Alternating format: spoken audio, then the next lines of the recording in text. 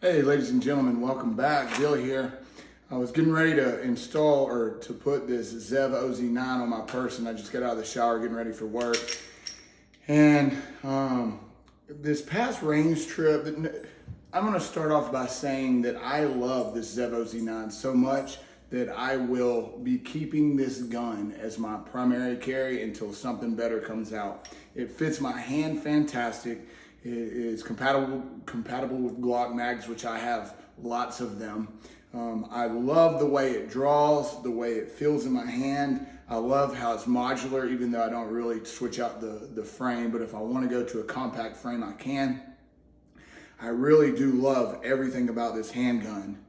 However, I am still dealing with failure to feeds. I'm typically running Southern Munitions 147 grain. And I'm having around one failure to eject. Failure to eject is what it is. I'm sorry. I'm having about one every two to three, really 3 to 4 range trips. I'm shooting about 150 rounds per range trip. So somewhere between, I'm gonna say somewhere between 300 and 450 rounds, I'm getting one failure to eject. But this past range trip, I had some MagTech 147 grain that I was excited to shoot. In my opinion, MagTech is one of the best range ammos that there is. So I was excited to shoot it, and I started having failure to eject issues. Aggravates me very, very much because when I buy a $1,500 handgun, I expect that handgun to run all kinds of ammo.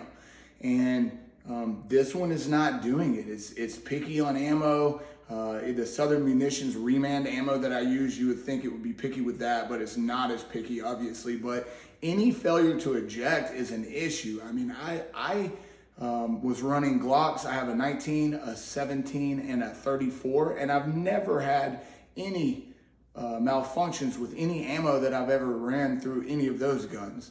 Before that, I was shooting Shadow Systems. I had a DR920, an MR920, and an XR920. And before that, I never had any malfunctions with any of those. I did with a DR920, but it was a limp wrist. It was when we were going through some grip pressure. So I don't count that, right?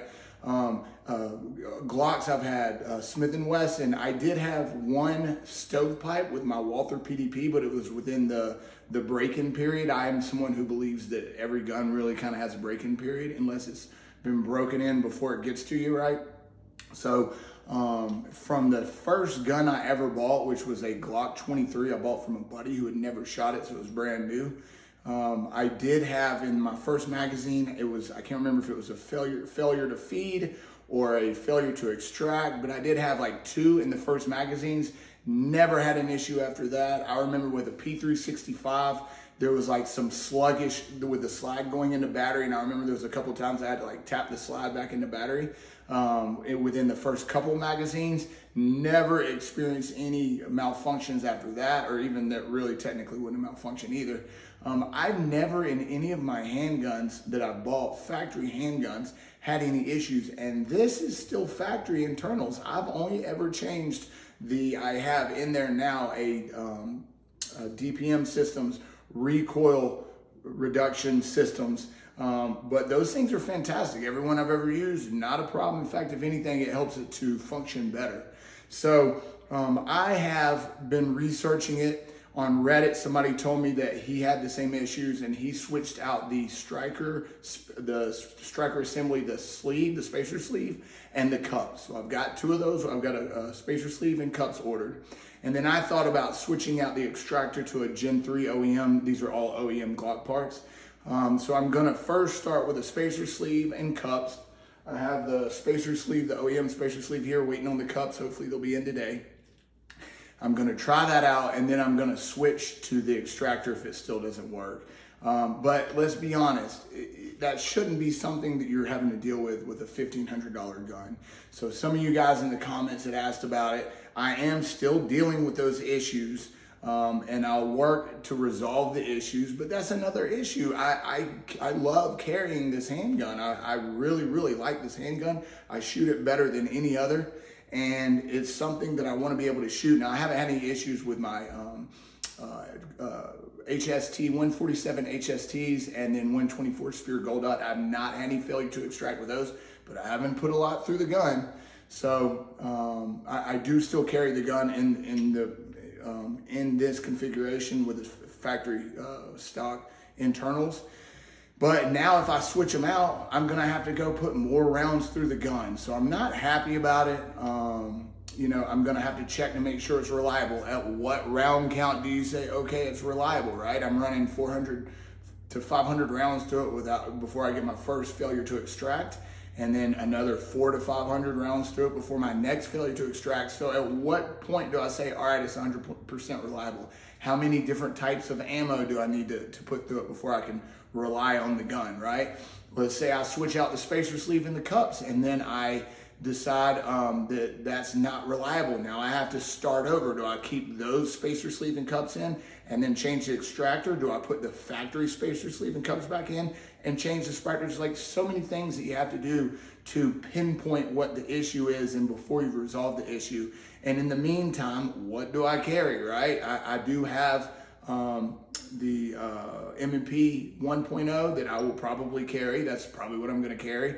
I've got my Walther PDP and I have all my Glocks, but this is a different grip angle than my Glock. So if I get a Glock, I'm going to have to do some dry fire practice. So it's just all these things come about that I wish I didn't have to deal with just to get this thing to shoot different types of ammo and be reliable, right? Something in 2020, I think I bought this in 2023. Something that we shouldn't be. There's so many good, reliable brands out there. That's not something that I should be having to worry about with this Zev OZ9. But that's what I'm gonna do. I'm gonna switch out the spacer sleeve and then the cups for the striker assembly. And hopefully that will resolve the issue. And if it does not resolve the issue, then I'm gonna put the factory ones back in, I guess. Switch out the extractor and then see if that helps. I was thinking just change the extractor, but somebody on Reddit had told me that they had the same issues and the spacer sleeve and the striker cups resolve the issue. So I'm gonna start with that and then go to the extractor. So I'll keep you guys posted. I hate how much I love this gun because I would like to just ditch the gun and just go to something that I know is gonna shoot different types of ammo 100% reliably. But I really, really like this gun. This is my favorite gun to date. It is holding up really, really well. You guys can see in some of my footage how flat I shoot this gun, how well I shoot this gun. Really, really do like the gun. The only thing I would change to this is I wish I could find a 34 slide for it.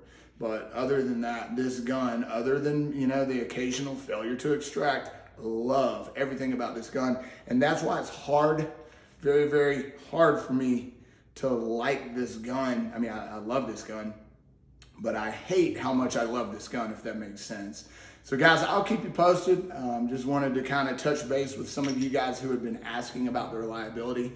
Other than those few failure to extracts that I'm dealing with, it's been very, very reliable. Shoots all different types of ammo typically, right? But occasionally I'll run into an ammo type that it doesn't like, and then I start having more than the one per 350 to 450 rounds. I'll like the MagTech that I shot Sunday, I was getting multiple failure to extracts in a single magazine. So I'm gonna switch that up. I'll keep you guys posted if you have any comments, or if you have an OZ9, a full-size combat, and you have made any alterations to the gun that have helped with the reliability. Let me know in the comments below, and I'll catch you guys on the next one.